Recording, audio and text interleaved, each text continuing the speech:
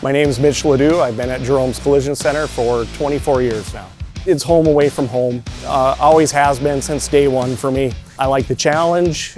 Every day's different, every day's new.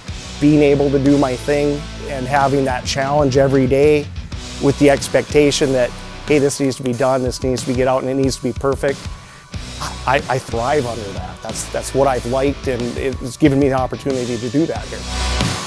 Grew up on the farm, was always doing mechanical work and enjoyed that part of it. I didn't know too many people that did auto body, so I said, well, I'm up to that challenge. I'll go try something new and do that, and ended up at Jerome's Collision Center. If you have a boat, motorhome, jet ski, car, truck, it doesn't matter. I'll be here for a long time, so you can always bring it on by and have me look at it.